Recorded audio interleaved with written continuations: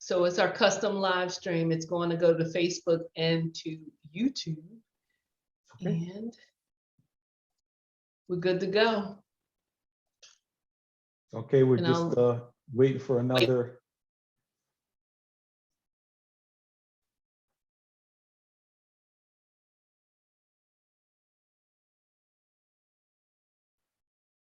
Good evening. Hi. Hey. So we're just waiting for one more committee member before we can start the meeting.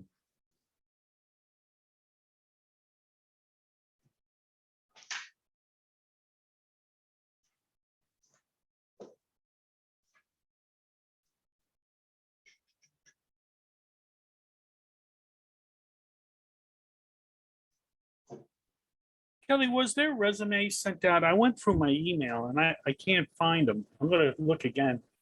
Yeah, there was a couple times. Yeah, I sent it out a few days ago. I can forward it to you guys again. And also, just because I sent an email to you guys again today, there was like a switch up with people. So Scott's going first, and I think Dale Ghetto is being the last person at 6:30. Okay.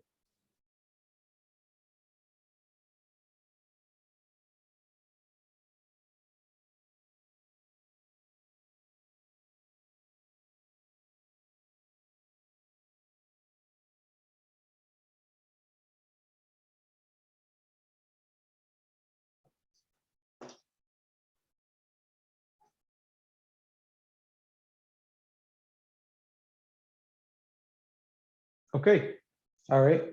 So we have a quorum with Mr. Robinson being here along with myself and Mr. Hoey. So, okay, welcome to the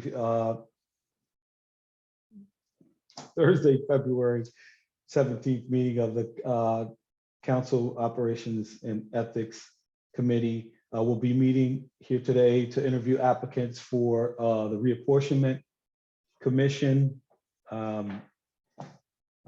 the record, committee members are Mr. Hoey, Mr. Johnson, and myself. We're also joined by staff, council members, Deborah Zamer and council member Megan Keegan, as well as our staff, Danielle Gillespie, and our clerk, and Ethan Samuel, legislative aide. Do we have, okay, we're also joined by council member Frederick. And so, the person, I'm sorry to cut you off. The person in the waiting room, it just says fire guest. If you like, we could admit them and figure out which applicant it is. I'm assuming it's the fire. I think it's Mr. Allardyce. Yeah, I think it's a fire tablet. If not, we can just boot him if it turns out to be crazy. But I think it's. So thumbs up when you're ready for him to come in. And I think Tom Hoey's got his hand. Okay, Mr. Hoey. Yeah, Ethan, I'm looking through my emails. Do you know what date is? I want to be able to have the resumes up when we're talking to the folks. I think maybe the 15th. Yeah, I can look it up quickly. The date I just sent it out. I just had it. Because I see the, I don't see that. I sent it Definitely out the 15th. on the I got it. Tuesday. I see it. I see it. I apologize. Thank you. Sorry. No Okay. worries. Yeah, and so for reapportionment, this commission, it's something we do every 10 years to ensure a fair and equal representation. We redraw the lines of the wards here in the city to coincide with the census numbers. So with that, we will, unless someone has a question, because we were supposed to take the first person at 5:45. Was that correct? So does anyone have any questions or comments about the process or how we're going to do this? Ms. Keegan. Yeah, I just was wondering, like, how many, I don't remember seeing, I don't know if it was sent out just to the committee, but do we know how many applicants we have? Danielle, total? It started out as 9, and then Nine. it was, and now we may be hovering around 7, but Ethan can give you a firm number. Yeah, I so, had thought that the committee was supposed to be 9 total. It That's, is. It's for 9. It is. Okay. yeah, Right, but the thing is, we need to do the interviews, even if we can't fully, put members on there. We need to move forward and start composing it. The thing is, this stuff is all done for representation in the 2025 elections. So we want to do it sooner rather than later, but in terms of needing them to be in place, we don't need them until off in the distance. We're also joined by Councilmember Gabriela Romero. So we're all here. So Kelly? yep, Mr. Hoey. So does the 9 people, are they totally by the common council appointed? Yeah. And can it be, say we interview so many applicants and we find 5 people we really think are good. Can we keep the call open, or We have to, I mean, it's the number that we need for the commission is 9. So we'll keep trying to fill the other spots. Okay, so, and we can then tell people, well, we don't feel you would fit if we didn't feel they would fit, like. Right. So yeah, so use of best judgment, and if we don't feel that a person fits or will work, then we pick the folks that we think will work out and pass on the ones that we don't. Yeah, definitely. Thank you. Okay.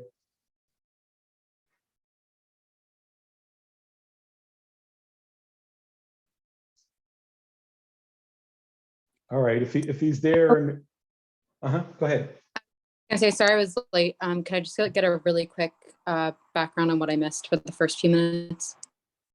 Yeah, just we went over the number of applicants. We also, obviously, this is for the Reapportionment Commission, and we do it every 10 years after the census to you get all of that stuff, right?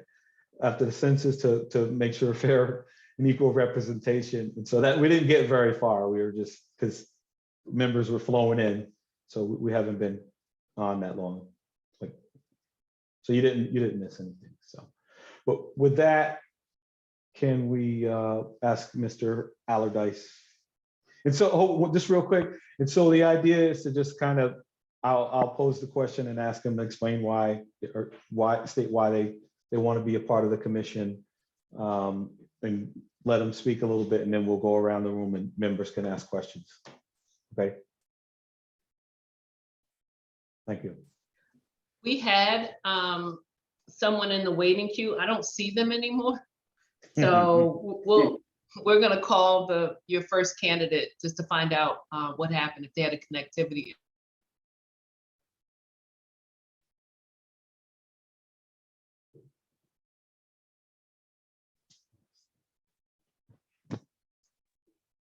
I see him back.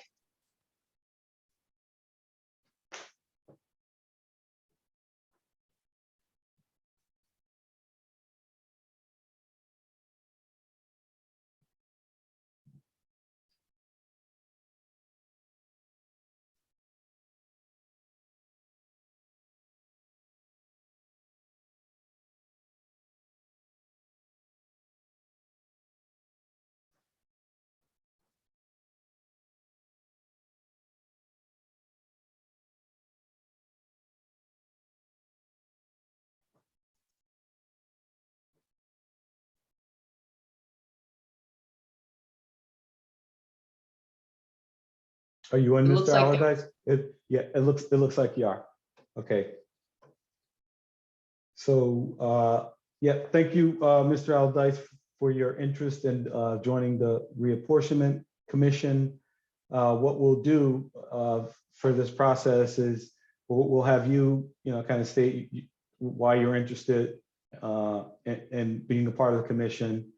And then the council members or committee members will ask questions if they have any questions of you. All right. So with that, thank you for your interest in being a part of this. And you can just let us know why you're interested in joining. You're muted.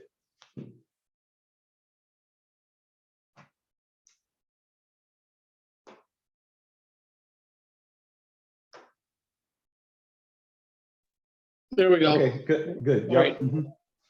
So, yes, I'd like to join. I'd like to help set the boundaries if we are come back with a recommendation to change going forward. I'm a lifelong resident. I've been involved in many things, Pop Warner football, T-ball, and Little League in Albany, in the South End, where I'm from. Currently the 8th Ward leader, member of the Democratic Committee, and I've always been willing to serve on many things over the years. And I'd just like to bring some of my insight and history about the city into play and help the committee in whatever way I can. Okay, thank you, Mr. Allardyce.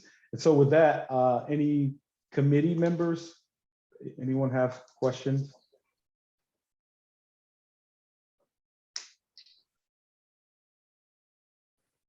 No? No questions. Oh, Mr. Hoey. Thank you. Thank you, Mr. Allardyce, for applying for the position. Can you talk a little bit about your background? And, you know, you talked about Pop Warner, you said the South End, and like what ward are you from? Where have you lived in the city? And have you been part of this process previously? I have not been part of this process. I know that there being difficulty filling this committee. It was mentioned to me by my councilman, Jack Flynn, and Danielle Gillespie. I'm from Albany, 12209 my entire life. South End. I live on Whitehall Road right now. I've been involved with politics. I'm a 20-year plus committeeman and award leader. I was vice president of my union when I worked for the City School District of Albany. I was a member of Carpenters Union Local 370 for many years. I served as an apprentice. I'm a son of Albany. Currently, I'm Deputy Commissioner with General Services for Albany County. And I've always been one to want to help when there's something.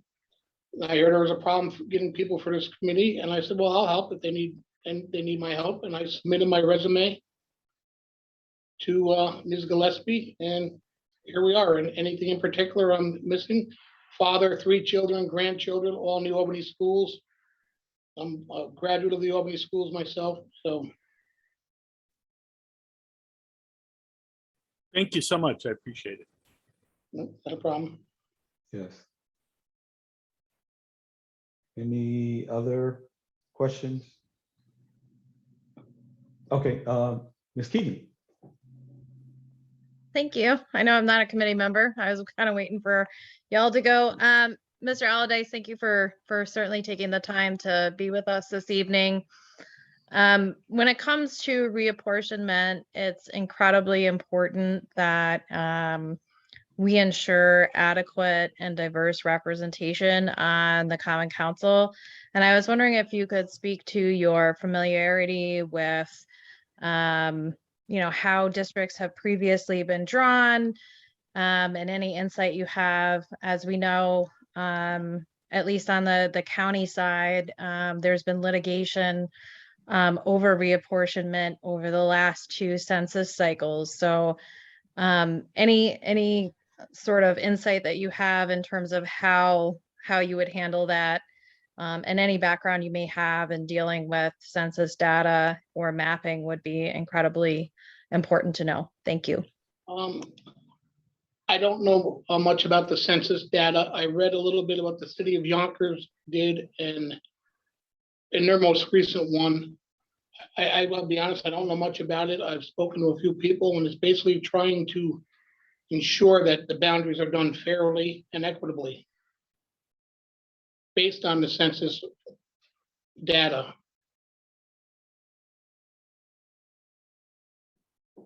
Thank you. You're welcome. Mr. Robinson.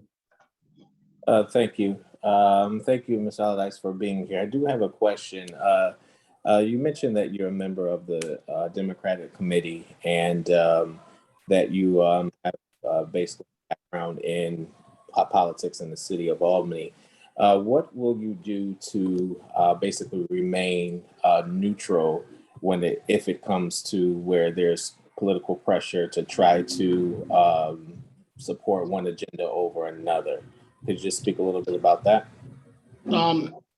I won't succumb to pressure, and I base everything on fairness. That's all I can offer on that.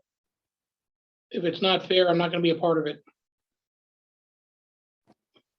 Okay, thank you. Mrs. Zamer.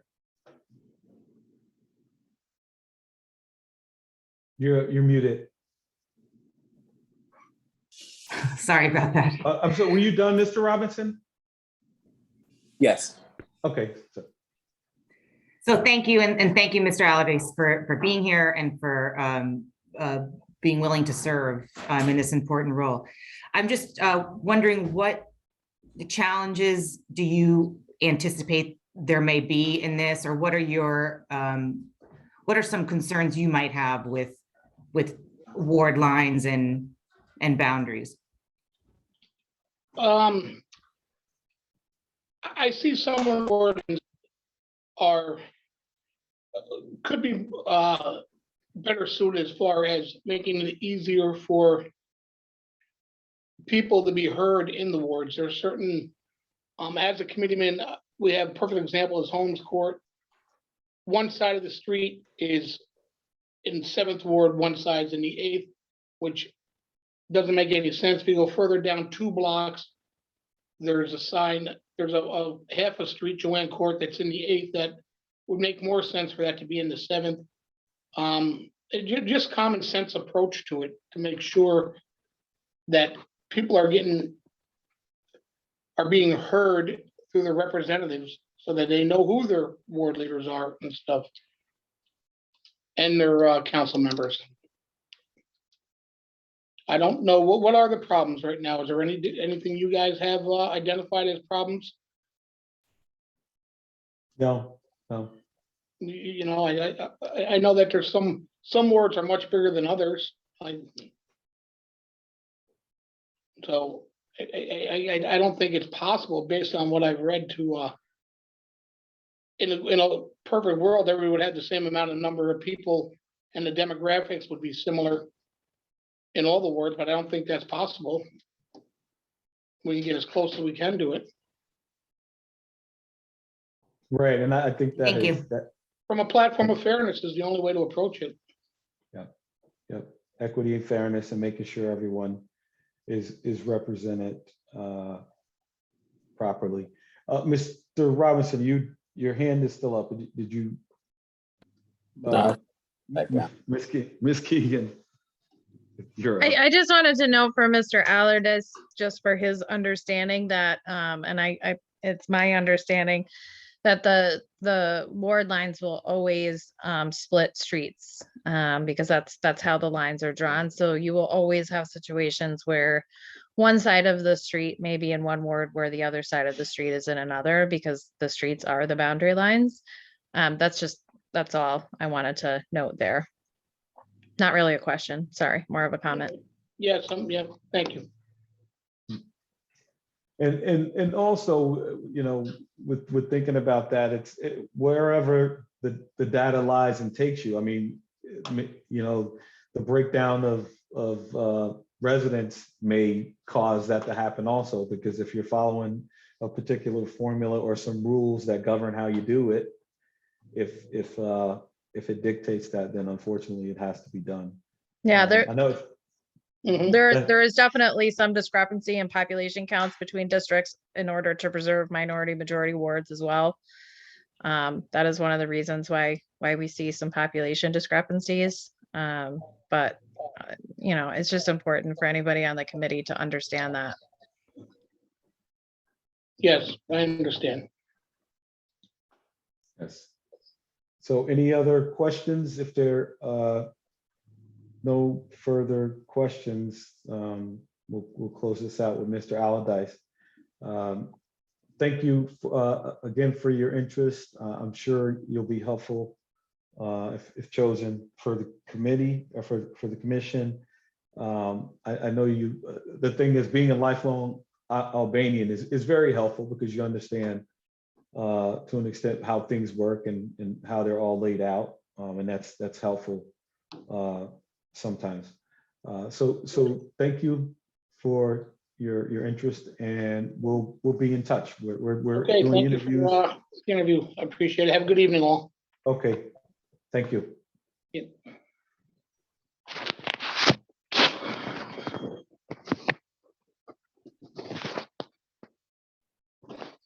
So the next person's on at 6.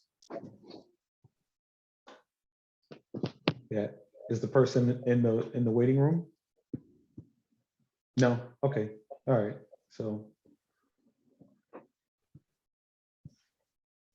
Yeah, so just looking at some of the ward lines over the years, you kind of look at them and say, well, how did they do that, or why did they do that? And it's but again, just understanding the process, they're trying to get the formula, well, not formula, get the breakdown right and fair representation, so it ends up making lines look illogical and chopping everything up. But and I would imagine that happens uptown. You have dorms with or areas where multiple students live, and the population density is a little thicker, so it could throw stuff off. Ms. Keegan and then Ms. Zamer. Just a quick question for clarification, Kelly. Our drawing of the wards impacts the election districts for the county ledge, correct? No. So we actually have to be done by 2023. Well, they're doing their line. The county's doing the same process. But I believe we draw the election districts and the county ledge doesn't split the EDs, correct? Or am I incorrect? I can check. I'll have to check on that for you. Okay, because I thought that we had to have the actual election districts in place for the county ledge to be able to complete their process, but I could be wrong. That's my understanding too, Yeah. Megan. Okay. Right. And so I know I mentioned out the next election or whatever, but we're certainly not going to take our time getting this stuff done. So we'll be well under. We'll have the commission together, and they'll be deliberating and working on this stuff well before we have to worry about that stuff in any case. So.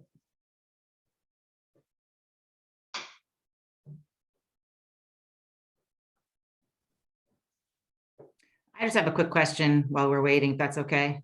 Oh yeah, absolutely. Yeah. Okay. Who will be like overseeing and guiding, offering guidance to the reapportionment committee? You mean staff wise? Yeah, or for the process to, yes, I mean, is there going to be a staff or you or this committee? We'll get them set up. I wish we had our attorney that would actually be most helpful in this, because there are some rules and things that have to go along with this. But yeah, there'll be oversight. There will be. Yeah, I didn't mean that to make you, if we don't have it figured out yet. I mean, it only happens every 10 years. So, right. So if it is helpful, Mr. Chair, I can send everyone the section of the code that speaks to the reapportionment commission and what their duties and guidelines are. And then I can also send any type of legislation that has happened, with the regularity, like after a census, so that they can kind of sort of get a feel and a sense for what has happened historically. And Would that really may, appreciate that, Danielle. Thank you. and your next candidate is in the waiting room. Okay. We still have a couple minutes. Real quick on that end, y'all, I think it also would be really helpful to have the litigation from the county ledge while the city has not been sued. As a result of the redrawing of the lines, there have been two, so both, I believe, the 2000 census and the 2010 census resulted in the county being sued over their reapportionment. And the county lost in both of those cases and had to go back and redraw their lines. So I think especially for people who are new to the council or have never been through a reapportionment, I think it would be really helpful, because ultimately we will have to vote on what the reapportionment committee Comes up with. recommend. And so it may be really, really helpful for us to have both of the case law on both of those cases. If somebody can dig it up for us from council's office. We'll look for the case law. And then we'll also send out the resolution that established the reapportionment or the ability to form a reapportionment commission as a result of this last census that passed. So we'll put together a packet and send it out to everyone that's here, and maybe just the council at large, Mr. Chair, whichever your preference. The council at large would be helpful, because we all have to understand the processes and vote to move forward with this stuff. So we all need to familiarize ourselves with it.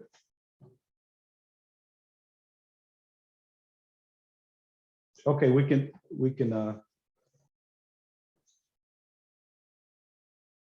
let the next.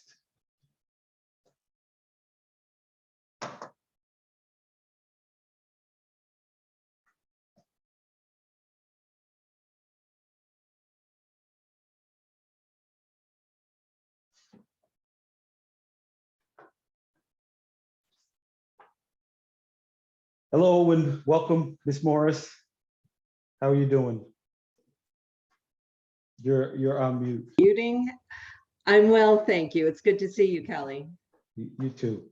You too. So thank you so much for your interest. It's hard to get folks to volunteer and be a part of some of the processes and that are necessary for us to run our government and be inclusive. So thank you for your interest and Glad to do it. And your experience of familiarity should also come into play and be helpful throughout this process. So what we'll do is we're interviews for the Reapportionment Commission, and we do it every 10 years after the census to adjust the lines if necessary. So what we're doing is having candidates or applicants just kind of tell us a little bit about themselves and explain why they want to be on the commission, and then we go around and ask questions. So with that, I will turn it over to you. Okay. As you've probably seen on my resume, I was a member of the Common Council for 16 years, 12 as representative of the 7th Ward, and 4 as Common Council president. During those years, I would say that my standard of measure for the decisions made by the council and by the city in general was really how would it affect people who lived in the city? How does it affect how we live in the city? And whether that was planning and zoning decisions or public safety, the goal was always to make sure that living in Albany was something that people would choose, not get stuck in, that we could make a city where people felt safe, where they could earn a living, they could raise their children, have a good education, and all the things that make for a good quality of life in the city. Doing that, I really focused on a couple of different areas. And one was, how do we give people a stronger voice in government? And between, maximizing people's accessibility to the city council through public comment hearings, meetings in communities rather than in city hall. I organized a couple of neighborhood associations in my own ward and participated in associations across the city. All with the goal of increasing people's voice in government, making sure that they could be heard and that they had avenues in to get the information that they needed to live in the city. During the council and afterwards, I have participated in 2 reapportionments. In 2000, I was a member of the council and participated heavily in that process then. And then in 2010, I was no longer on the council, but was really the point person for my community, my neighborhood, and on Delaware Avenue, for expressing our concerns and working with the commission to ensure good representation, fair representation for our neighborhood. The other part of my resume that I'd like to highlight is the work that I've done with government communication and state agencies. Prior to being on the city council, I worked in the state assembly, and then after with the state attorney general's office. And in both of those jobs, was responsible for developing and managing outreach efforts, whether that was brochures, newsletters, public events, presentations, again, increasing people's accessibility to find information about government and how they can live their lives, within those constraints, and that the agencies that I worked for had ways of getting their information out to people. Those 2 things are probably my strongest, both my strongest points as a professional, and also would be my strongest assets to the Reapportionment Commission, both understanding Albany's neighborhoods and the people who live here, and also being very experienced in making sure that people both have a way in to express, to share their voices in government, and also have the information that they need coming out of the city government to make their decisions also. Thank you Anything else? for that. Yes, no, that's pretty good. So with that, we'll open up to questions for committee members, and Ms. Frederick. Hi, Ms. Morris. How are you today? I'm well. How are you? Doing well. Just a question, and thank you for all that information. Since you've been a part of this process in the past, are there elements of the process, assuming, if we were to move forward with you for this go around, are there elements of the process that you would like to enhance or improve? And if so, could you describe what those are? What I would say is that often, because reapportionment is such an arcane process for most people, they don't understand how it affects them. Often, Americans have the luxury of not having to delve into a lot of the details of how people get elected and how they get there. So, and something that I felt in the past, and I thought that the last reapportionment was much better in the sense that they held a lot of public meetings in the neighborhoods where people lived, not just, sitting in the, the courtroom or the Common Council chamber. And I thought that was pretty effective. I think that what can change is a kind of more of a background education process about, what is this process? What happens? What are the, what's the timeline, and how does it affect you? And what are the things that helping people understand what issues the commission has to consider by law, what they have to consider, what they should consider in order to create fair and representative districts, and so kind of filling in the backstory for people, as well as then listening to and providing the opportunities for the input from communities and from individuals on the process. Excellent. Thank you. Thank you. Mr. Hoey? Hi, Sean Morris. It's an honor to be here with you. You know, you have, just looking at your resume and the history and of public service, you know, thank you from all of us for the work. And thank you for wanting to help us out with this, because we will need help. I don't think there's a member on the council that's been around since the last reapportionment. So we need that background, the institutional knowledge of you know, how we move forward. So you know, as you've probably seen, we used to have 2 assembly members taking care of the city of Albany.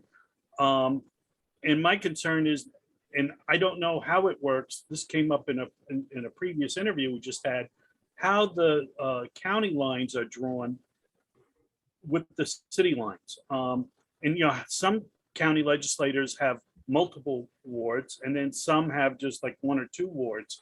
How does all that play together? I'm just curious. You know, really, you know, the city is the smallest unit in that process. And we have to then live with what, you know, so while our lines are, the whole ward lines won't depend upon what the other 2 entities do. Where it comes, you know, where we're impacted by it is when we start drawing election districts within the wards. So, you know, so you find that sometimes, you know, because of the overlap of, well, and now this time though, it's only 1 assembly district, which helps a bit there. But the imposition of the imposing of the county legislative lines will affect how election districts are drawn, so that, you know, because you know, they need discrete boundaries for each of the entities, both the city and the county. So that's really the impact. And sometimes that's just frustrating because they don't really pay attention, you know, the next line up doesn't really pay attention to the impact that their lines are going to have on things like election districts. But then we still have to find inspectors and, you know, find locations for, you know, multiple election districts and things like that. So that's, the state has chose their lines. So does it go in order like state, county, city? No. Probably, well, who will come up first for election? I think a county legislative race will happen before a common council race does. But we are not interdependent on how those lines are drawn. You know, we could, you know, if you wanted to pass legislation tomorrow that redrew the lines, you know, that you had a computer draw and you decided that's, you know, what we were going to do, then you could pass those. And then a year from now, the county legislature could pass theirs and it wouldn't impact those lines at all. There isn't you know, a certain order to it at all. So the state elections, like with the election districts for like our assembly and senate, that doesn't. Go ahead, I'm sorry. Well, you may find that before the end of the year, you have to tweak a few places. You know, you know, a few election districts, but it comes down to election districts, not wards. And so it's really, and you may then find that you then have to tweak again once the county legislature passes their lines, and then you have to tweak them again after the city passes their lines. So it's always tweaking the election districts, and there's no special order to how the state usually gets theirs done first because they have better resources, and also because they run every 2 years. You know, one of the things you brought up, there's a lot of tweaking going on. How much time from previous, when you involved the other 2, how much time is involved with the committee? I mean, how often roughly do they have to meet? Is it a really big deal time-wise? You know, it depends upon what the time frame is. So, you know, you ran in 2021, so you don't have to run again until 2025. So you need the lines in place by 2025. Before that's probably better, just because then you have all the time in the world for tweaking. You've got the time you need for tweaking, for election districts. But and it's probably better to, once you initiate it, to say we're going to get this done in a year. Just because after a while people just get worn out of this with the same thing over and over again. So the more quickly, and as with any committee, you all know that it all depends upon how much time people need for it. So you would assume that you would have to have a certain number of public hearings. You would probably want to come up with a couple of different maps and things like that for people to comment upon, and get the feedback. I remember in 2010 when the first ones they came out with split up my neighborhood into like 4 or 5 different districts. The first lines did, and it was like you never expect a neighborhood to be completely intact, because it just doesn't work that way, not with all the other considerations you have to bring to it.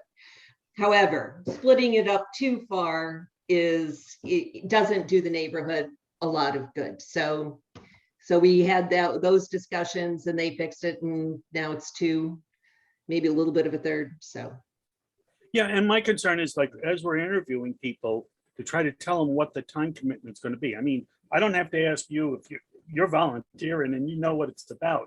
But when other people come in for this committee, is there any advice that we can give them? How much time would be involved?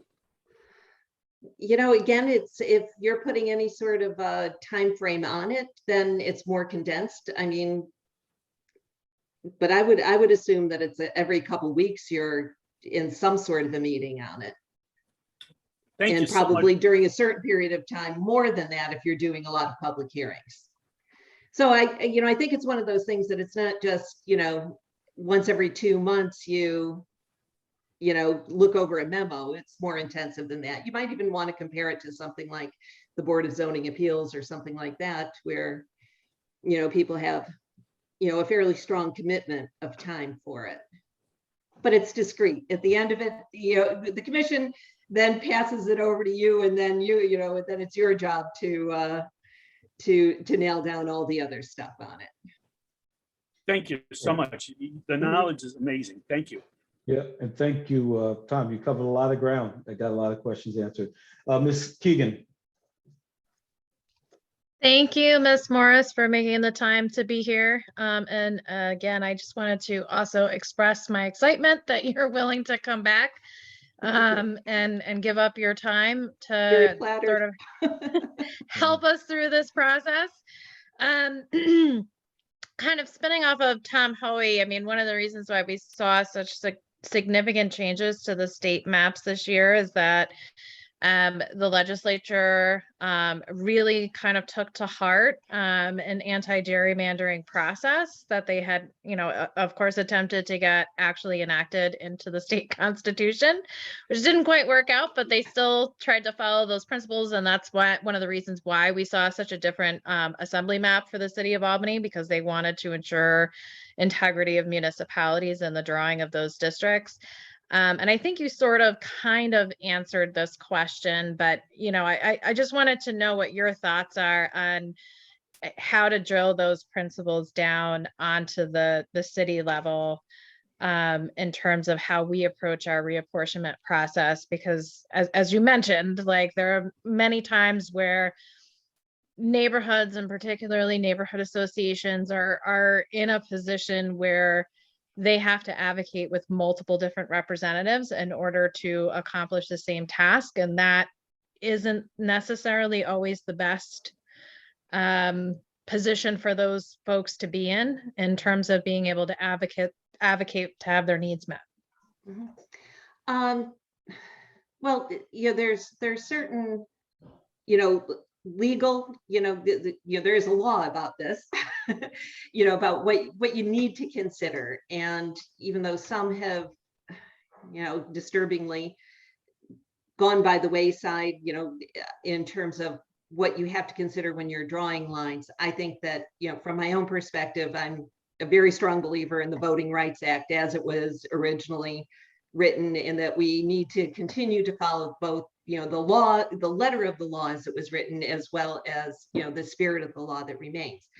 So maximizing, representation is,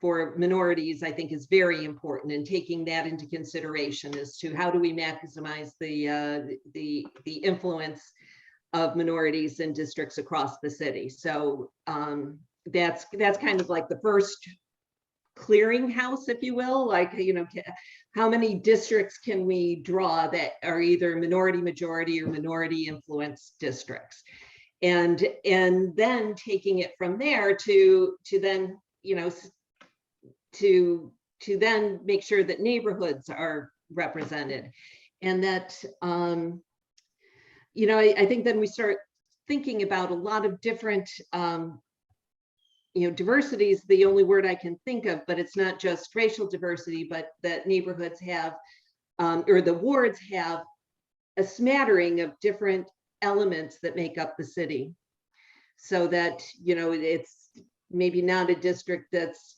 completely residential, single family homes, or a district that is so taken up with either commercial businesses or institutions that it's hard to bring the people who live there back into it, that they're so divided by it. The 7th Ward, when I first started, was had 2 sizable populations on Delaware Avenue and off of New Scotland, and then separated from them by, the whole University Heights area, where like the smatterings of other streets, that's just kind of hard to get the traction there as a representative when, when it's like, 30 people live in this street and 100 people live over there, and then you have like, 7,000 over here. So I think that those are all elements that come into it. So I think that you have to prioritize how you're drawing the lines, imposing the lines around those issues. Was that too confusing? It does. And I met Sean when I was like, let me jump back, because gerrymandering for the sake of, optimizing a particular person or, opportunity within a district, or to cut out someone based upon their personal politics or something like that, it's just wrong, because those lines are going to outlast most people, and it's just, it's not the place to throw in your political agendas or opportunities, and that's certainly a line that I draw very strongly. For sure. And again, thank you so much. I mean, I met you as a baby Democrat in my early 20s, back in the early 2000s. So it's lovely to come full circle. Thank you. Okay, thank you. This has been very informative. I'm sure we'll get a chance to talk with Ms. Morris in the not too distant future. Thank you. Very, again, informative, and we thank you for your interest and being willing, and we'll talk to you soon. Okay, great. Thank you. Okay. All right. Thank you. Ms. Gillespie, Your next applicant. Yeah, whenever you're ready. We'll just go through and then talk after.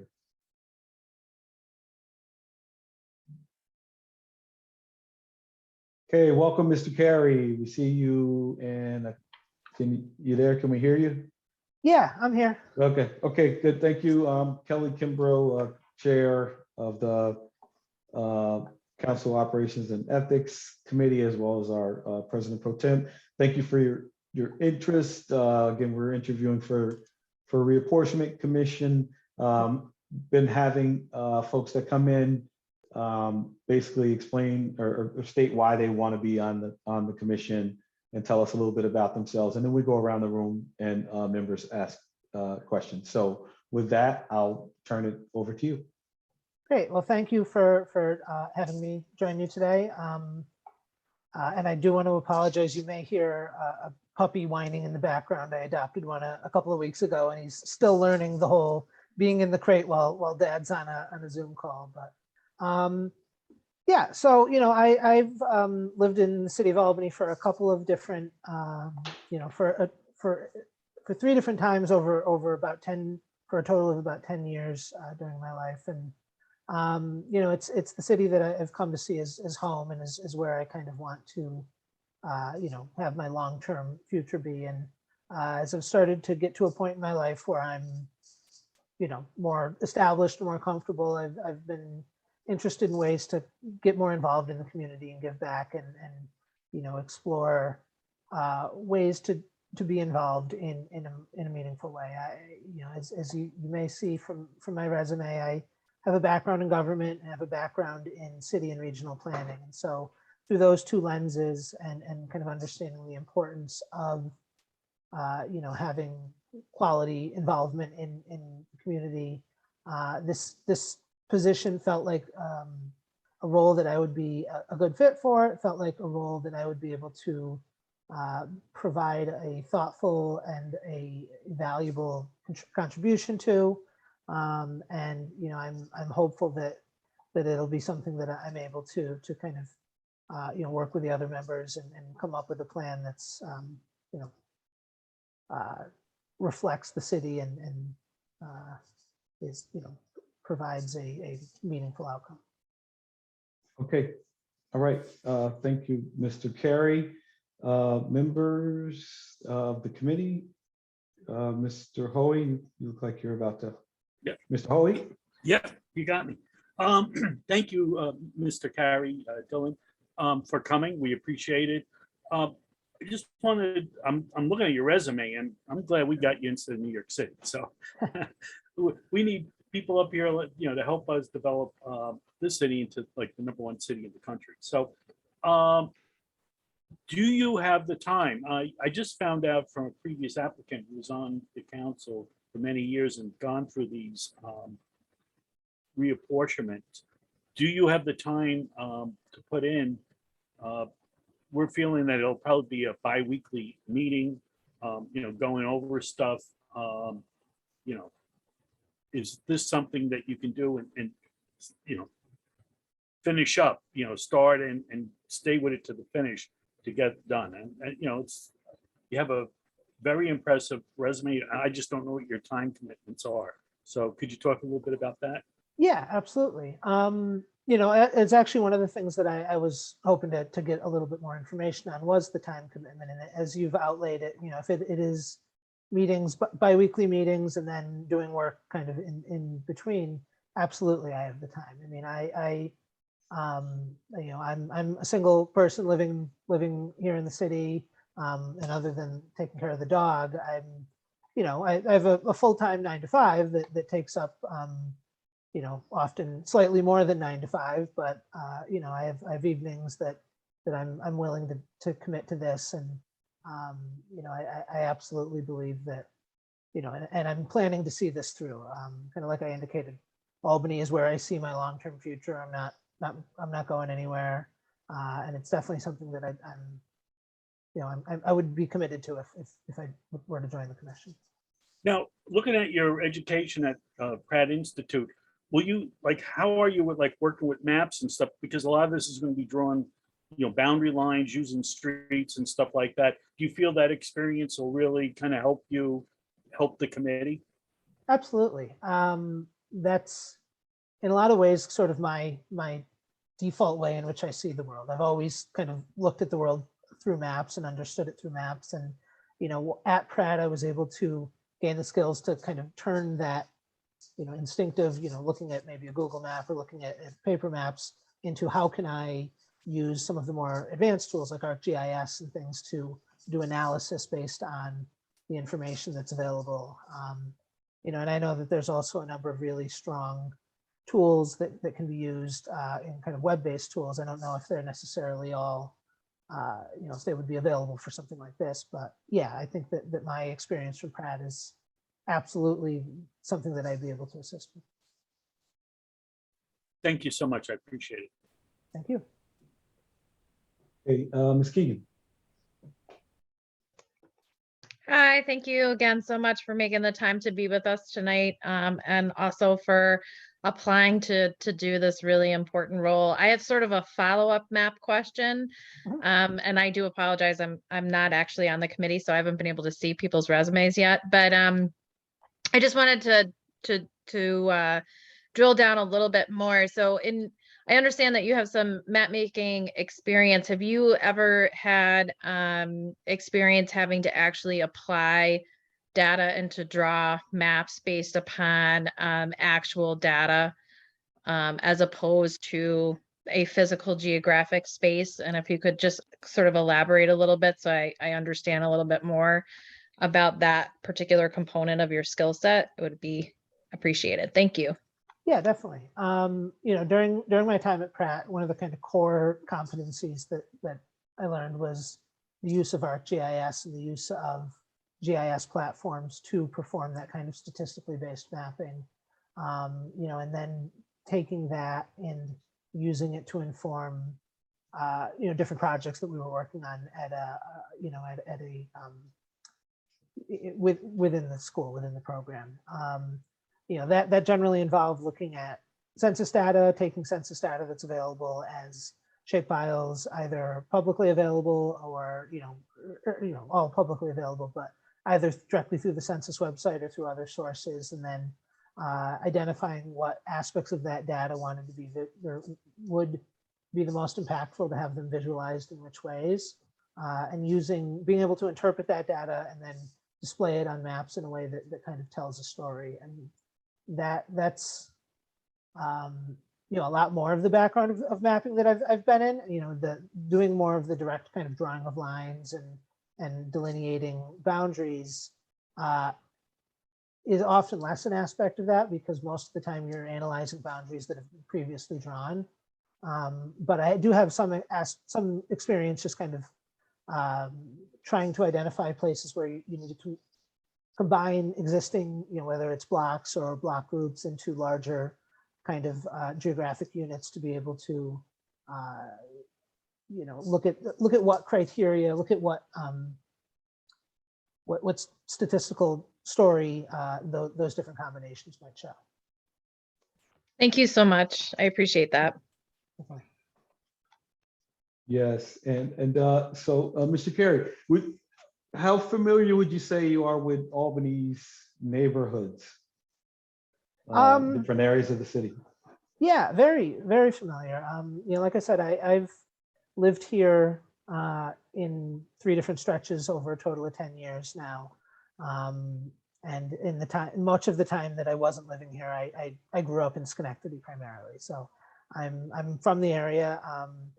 And I've spent my job before the pandemic was located downtown, and I would often my primary way of commuting was either cycling or taking the bus or sometimes walking to get there. And so you really gain that firsthand experience. And I'm also very much an avid cyclist, and I think that's a way of seeing and exploring the city that you don't always get when you're driving. Driving, you tend to take the same path to go to your destination and back. And when I go out for rides, it's more, I want to just go explore and see what's out there. And so through that, I really have explored a lot of the different parts of the city that I maybe otherwise wouldn't have. Then also the time I spent working for Congressman Tonko, it's, been a number of years now since I was with his office, but through that, you really gained an understanding of kind of what different people in the community, what their experiences were, and the importance of kind of listening to and valuing all of those experiences. I mean, I'm sure many of you have met Congressman Tonko and kind of know his approach on the world, and that's something that really kind of is brought to bear on you when you work in his office. And so that's I think between those 2 experiences, it was really a significant way in which I was able to kind of familiarize myself with the city. Yeah. Thank you for that, Mr. Carey. Any other questions for Mr. Carey?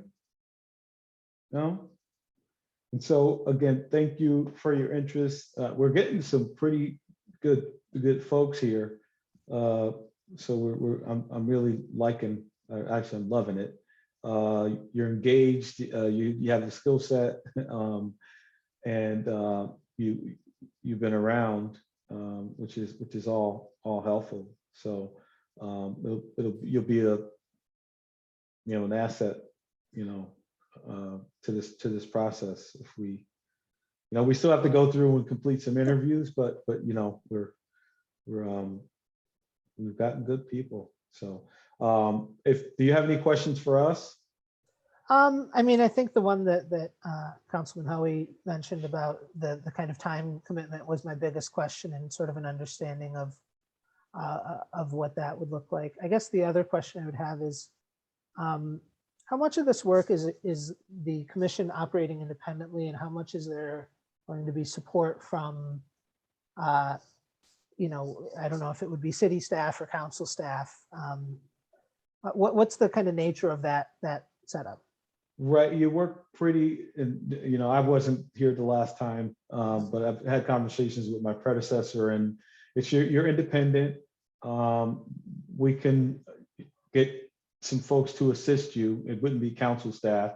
And again, really the job that lies ahead really depends on how much the data or the population has shifted from the existing wards, what the difference is. And that's where the fixes and movement is going to take place, around those areas where the population shifted. So, but it's independent, and you guys, my understanding, 6-month process. You set your meetings once the group convenes. You kind of work through this stuff because you're supposed to be independent and give us a product that in the end we can sign off on if we agree with it. So Okay, that's helpful to understand the process in my head. Okay. Yeah, I think right, that was my only real question. Do you have a sense of the time frame of when the commission would start? Right. So, well, we're doing interviews today, and we're doing interviews on the 22nd. Probably have it's supposed to be a 9-member committee or commission.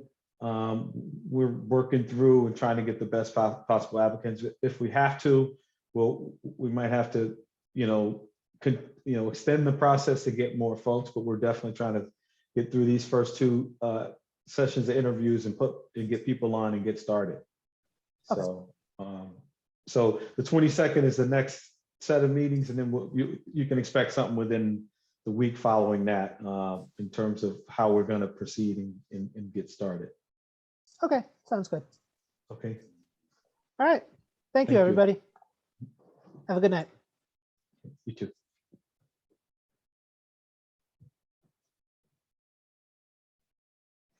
So now, do we have a gap?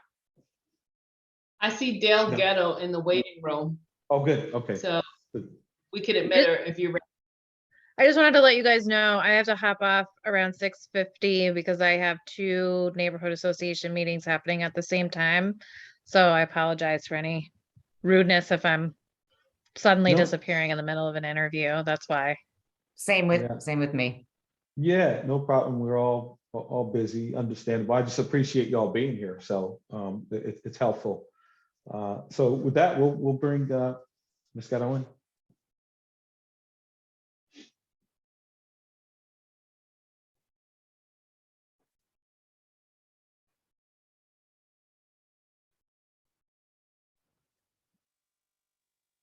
Hey, how you doing, Ms. Gatto?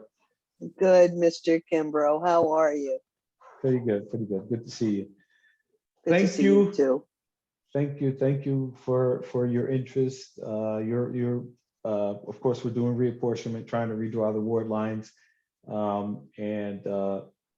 Again, you always step up. I like that. I really appreciate that, and I'm sure the community does also. So we're going through, getting applicants to express why they want to be a part of this, and then the council members will ask questions. So with that, I'll turn it over to you. Just kind of do a brief intro and tell us why you want Great. this. I have my letter right in front of me. And so I think I pretty much put it out there. I love the city of Albany. I know the city of Albany. I know what it takes to vote. I know, like minutia, like where polls are and why they're there and when they move and crossing Central Avenue and the north end of town and the south end of town. And, I thought I'd be funny and tell you I know the difference between 2nd Avenue and 2nd Street. And I could get there without Siri. And so that's why. I also believe in equity and justice and neighborhoods, and that they mean something, and that when you start to cut and paste and make mishmash, you lose neighborhoods, you lose support for your next door neighbor. By way of example, the people across the street from me who take care of me and I take care of them, we're not in the same election district and so we keep that's a basic. And so I know that, but I don't know, people make decisions but I know the flavor of neighborhoods and I know how important that is. And so that's really why I want to do it. I think it's important to step up civically when you can. And I can. It's not a long-term, huge, right? We're not running a marathon. We have to take care of business. And right now I have that time. Okay, thank you. So we'll open it up to questions for, well, if Ms. Keegan and Ms. Amer have to jump off, why don't you guys just jump in and ask questions if you have them? That way you don't get cut off. Oh, thanks. Oh, go ahead, Megan, if you want to. You go Okay. ahead. I asked a lot of questions already, so you can go first. Hi, Dale. How are you? Hi, Deb. Good, thank you.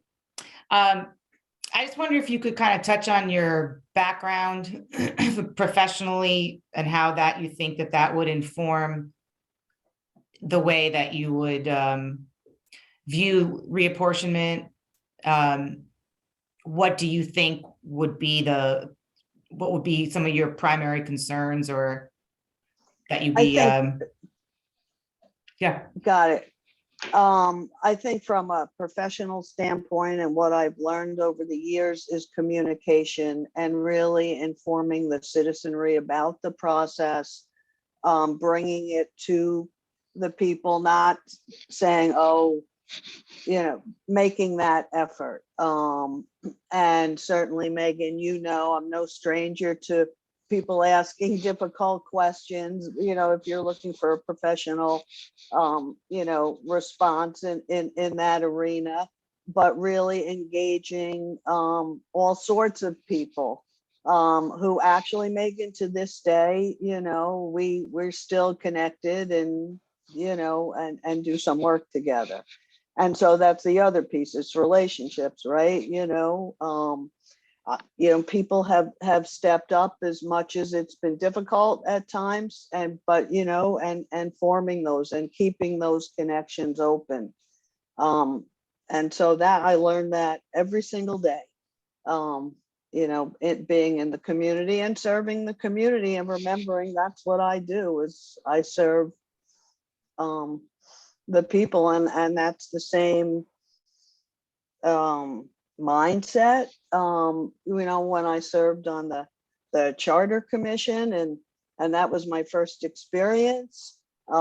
It's dry, but it is critically important to bring that to the people and make like an understanding of how things work.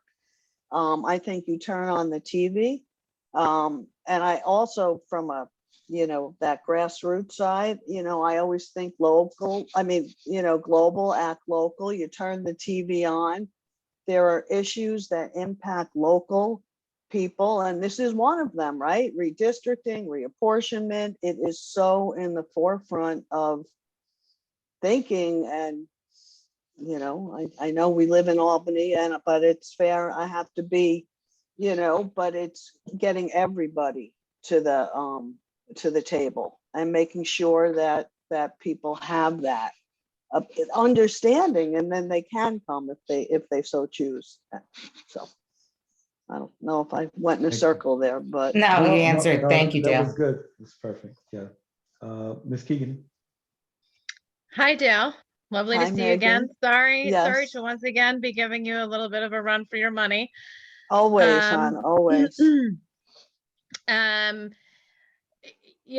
did have a chance to actually look over your resume, and it's clear that you've worked in different areas of the city during your time on working for the school district. So it appears that you should be familiar with many of our city's neighborhoods, and I also know from working with you in the school district that you have quite a bit of experience dealing with data. And I'm part of this is also translating data into maps that make sense. And I'm Right. hoping that you perhaps could speak to that aspect of your skill set, and how you envision being able to take some of the components of what you dealt with at the school district and being able to apply that background to this particular committee. That's a great question. And so while I was waiting, I just Googled maps. And so right on the Albany City website, right, I look up Ward 15, because I knew you'd be in the room, Tom, and I'm a little familiar with it, right? And so I didn't realize that there was this information that's available, and I'm looking, there's the population breakdown, how old the people in the ward are, which is also critical. And so to your question, Megan, that was telling to me. I also know from just personal, passion, I've looked at ward maps, and I know some of the election districts are vacant in there. So then I won, not necessarily in the 15th, although but they're, and so how do you balance that? And so I didn't realize until I started looking tonight that is a treasure trove, and certainly can go deeper with other richer data sources, I'm sure, to balance. But then, so you take that, and then to your point that we don't cut down the middle of the street, right? And so how do you balance it from the analytic data point, and then the culture, where the churches are, as well. I think those two go together. But I didn't realize what's available. So does you want to know more? You want me to keep going? No, that answers my question. Okay. Thank you. Yep. And thank you for your time and meeting with us this evening, and being willing to step up and volunteer for this role. No, I forgot not to a mention that problem. when I started talking. Not a problem. Thank you.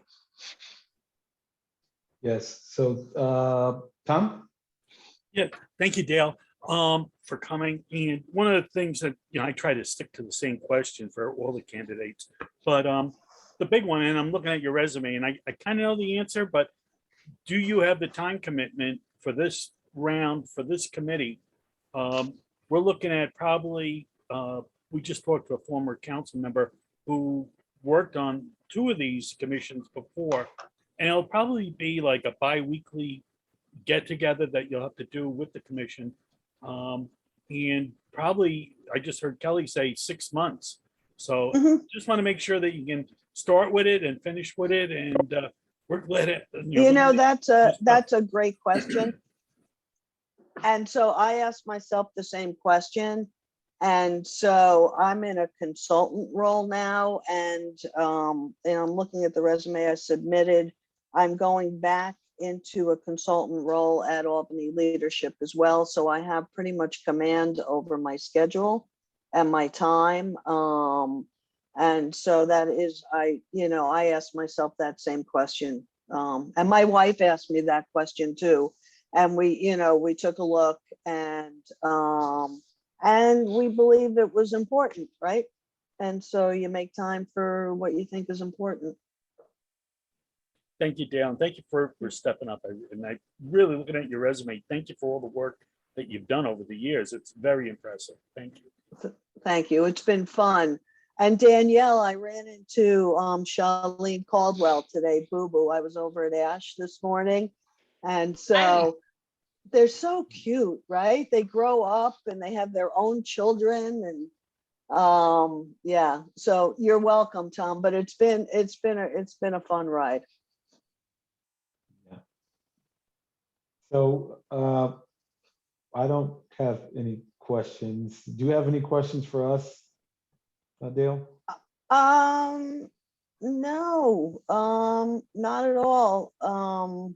When, the usual, when you're gonna make your decision by, and I figure I'm gonna have to sign one of those letters again for Danielle if I get chosen, right? There's a process and yeah, no, I'm good. Okay, so it's just we're doing interviews now. We'll do interviews on the 22nd, and then we're gonna try to get moving. Once you get set, started, 6-month time frame. We got those. You all set the meeting schedule. You're independent. We'll get you some help. Again, it's up to you all how you proceed with the group, and then you finish and give us a product or the finished product, and we sign off on it. Great. And how large, Kelly? How many 9 members? 9. Okay. And so right now we're with applicants, we're underneath that, so that might slow us down a little bit, but the intention is to get the people on board that we can right now and get moving and add If you can. what we need to. Yeah. Right. All right, good. Well, it was good to see all of you. Good to see you. Say hi to the girls for me. And Tom, I don't think I've ever met you, so nice to meet you. And Ethan, thank you for communicating very clearly. That's it. All right. Thank you, very Dale. much. Thanks. Oh, Dale. my Have a good pleasure. night. Good seeing you all. Bye-bye. I think I'm gonna hop off now, so I'm not hopping off in the middle of another interview, if that That works was the for last y'all. one. That was the last Oh, it one. was. Okay, Mhm. well, never mind. Well, that worked out. Yeah, we have 7 o'clock meeting, so.